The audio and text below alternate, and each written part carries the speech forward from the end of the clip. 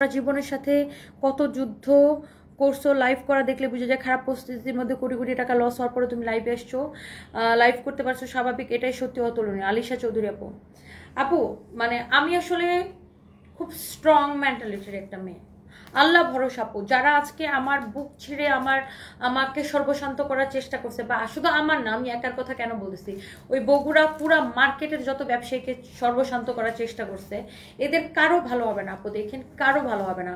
কার মা পাপে ছাড়ে না বাপের আপু, এদের কারো ভালো হবে না আপু, দেখেন। আমি যাবো বগুড়াতে, আমি ওই ব্যবসায়ীদের সাথে দেখা করবো, ওখানে সব ব্যবসায়ীদেরকে সর্বশান্ত করে দিচ্ছে আপু, সব ব্যবসায়ীদেরকে। আল্লাহ যদি কাউকে উপরে উঠায়, মানুষ তাকে টাইনা নিচে নামাইতে পারবে না।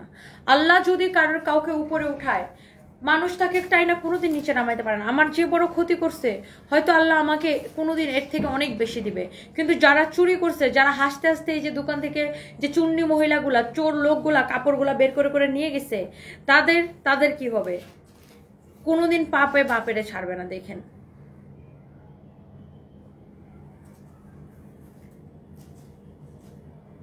আলিশা চৌধুরী আপু, পাপ বাপকে ছাড় না, তুমি চিন্তা করো না, এদের উচিত বিচার আল্লাহ অবশ্যই করবে। আমি বগুড়ার মানুষ, অনেক লজ্জিত, মানুষকে কাছে পেলে থাপড়াইতাম, অবশ্যই প্রতিবাদ করতাম আপু। আমি মেয়ে, ছোট মানুষ, হওয়ার কারণে বাড়ি থেকে আম্মু বের হতে দেয় না।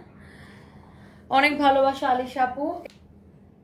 আমি তো ওই ভিডিওতে শুধু সন্ত্রাসী দেখি নাই, আমি তো দেখছি সব সাধারণ মানুষজন চুরি করছে। ভিডিওটা তো আমার পেজে আছে, দেখেন, আপনারাও দেখেন, আপনারা দেখেন ভিডিওতে দেখেন, ওই মহিলাগুলাকে কি আপনাদের সন্ত্রাসী মনে হয়েছে? যে লোকগুলা হাঁটতে হাঁটতে কাপড়গুলা নিয়ে গেছে, তাদেরকে কি সন্ত্রাসী মনে হয়েছে? আমার কাছে মনে হয় নাই। এবং মার্কেটের সামনে হাজার হাজার মানুষ ছিল, তারা কেউ বাধা দেয় নাই।